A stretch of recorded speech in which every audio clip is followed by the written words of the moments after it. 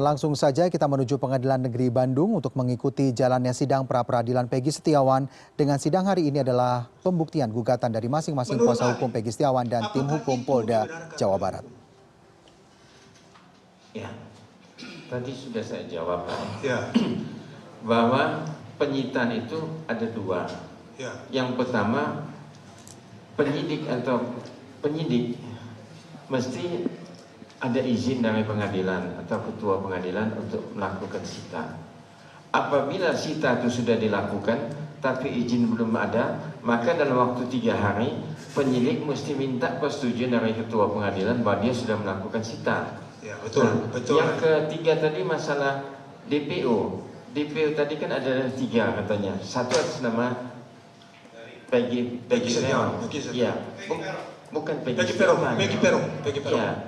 Ya. Peggy Peron bukan Peggy Setiawan. Kenapa yang ditimpakan kepada Peggy Setiawan? Nah, di sini kalau saya melihat secara objektif bahwa Peggy Setiawan dengan Peggy Peron kan beda.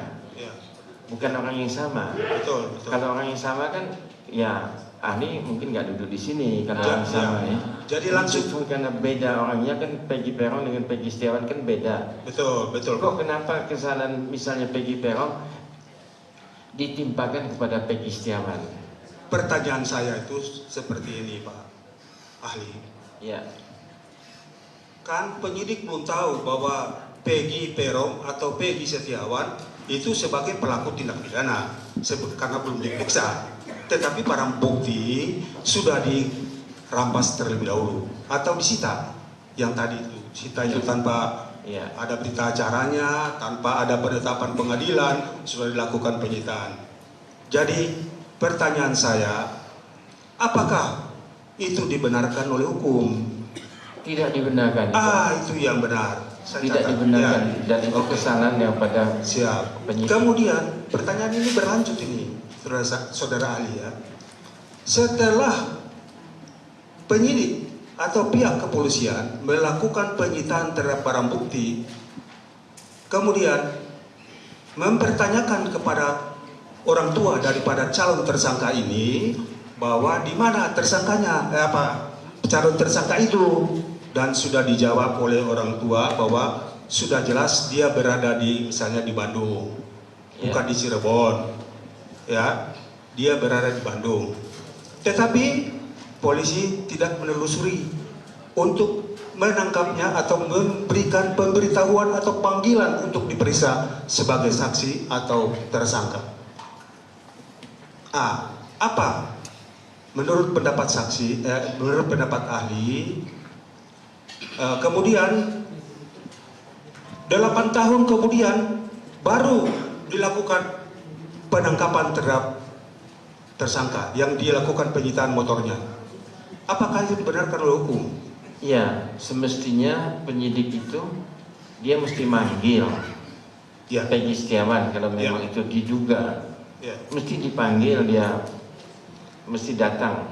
Di BAP dulu dia sebagai terlapor atau sebagai tersangka nantinya. Itu maksud saya. Itu kalau tidak dilakukan salah tuh. Tahu-tahu main tangkap aja gitu kan, main tahan gitu kan penyidiknya kan. Padahal sejarah atau silsilah kasus ini yang jadi DPO adalah Peggy Peron. Nah, kenapa kok Peggy Setiawan yang diciduk, yang ditahan? Nah, maka justru penetapan penahanan itu pihak kan menuntut praktik di sini. Peradilan. Itu jalannya sudah betul. Sudah betul. Jadi kita mau koreksi kepada penyidik bahwa apa yang dilakukan oleh penyidik itu mungkin tidak betul. Nanti yang memutuskan adalah hakim tunggal dalam kasus ini. Tapi menurut ahli bahwa tindakan seperti itu melanggar hukum ya? Iya, kalau pendapat saya begitu. Terima kasih. Saya tambah dikit, saudara ahli, biar tambah jelasnya ahli. Berarti apa yang disampaikan, yang diceritakan oleh rekan saya tadi, berarti apa memang sekarang nanti diputuskan oleh hakim tunggal. Tetapi menurut ahli, apa yang dilakukan oleh penyidik itu adalah tidak sah. Bagaimana? Iya, betul. Berarti tidak sah ya? Iya, tidak sesuai mentersangkakan Peggy Setiawan, tidak sah? Tidak sesuai dengan KUHAP. Tidak sesuai dengan KUHAP? Oke, terima kasih.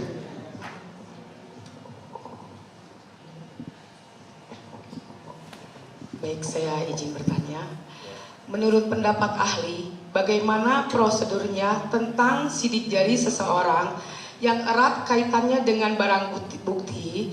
Apakah harus ada sidik jari apakah harus ada sidik jari dalam bukti tersebut?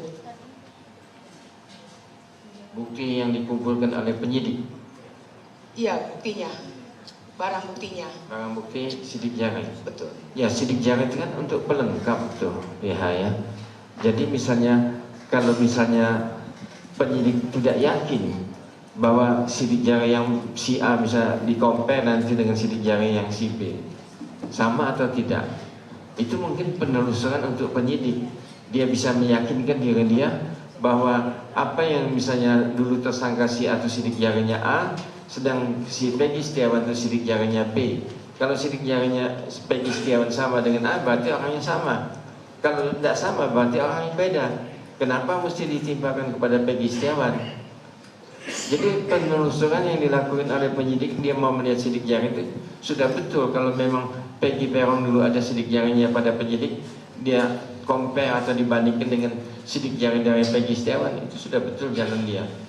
Justru dia takut salah, maka di-compare lah sidik jari itu. Oh gitu ya, baik. Bagaimana pendapat ahli mengenai sidik jari yang seharusnya yang tadi Bapak bilang ya, sebelumnya di tahun 2016, namun baru diajukan saat ini. Apakah keberadaannya itu masih bisa dipakai sebagai alat bukti? Ya, kalau waktu dulu Peggy Peron itu waktu dia BAP ada diminta sidik jari, baru bisa dia compare, baru bisa dia bandingkan. Kalau dulu dia misalnya tidak pernah diminta sidik jarinya Peggy Peron, apa artinya sidik jari Peggy Setiawan saat ini? Cuma untuk ecek-ecek aja kalau begitu kan? Berarti tidak berarti ya, itu berarti tidak bisa. Nggak ada perbandingan kan? Oh, tidak ada perbandingan ya, berarti tidak bisa dipakai ya Pak ya? Tidak sah. Oke, tidak sah ya Pak ya. Satu lagi Pak, berdasarkan sidik jari kepada tersangka di atas kertas kosong tanpa didampingi oleh penasehat hukum, apakah itu dibenarkan atau dilegalkan? Mohon pendapatnya. Biasanya kalau misalnya sidik jari atau cap jempol itu mesti disaksikan oleh notaris. Notaris kalau kita bikin perjanjian atau apa. Mohon maaf. Jadi kalau dalam perkara notaris ini nggak ada, lembaga resminya kan ya PH dia yang punya SK. penasehat ya. Yang punya SK pengacara dari Peradi atau Peradin, dan ada SK-nya.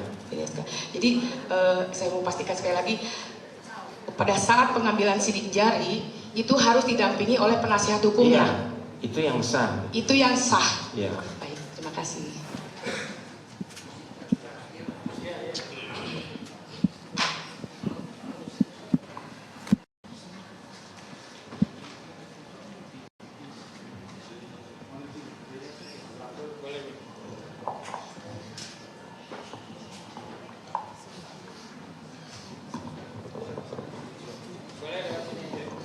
Baik,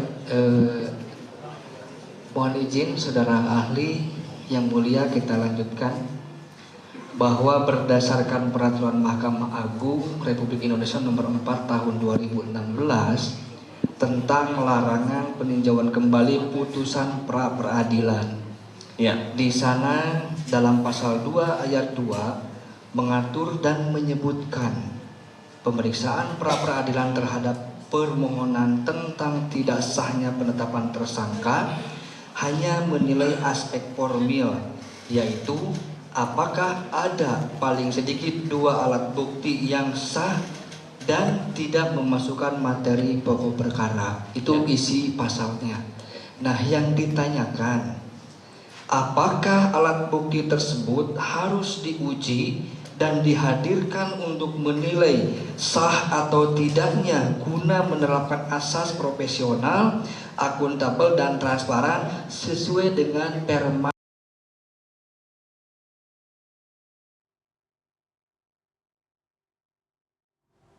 Ya, baru saja kita saksikan bersama suasana sidang pra peradilan yang diajukan oleh Peggy Setiawan.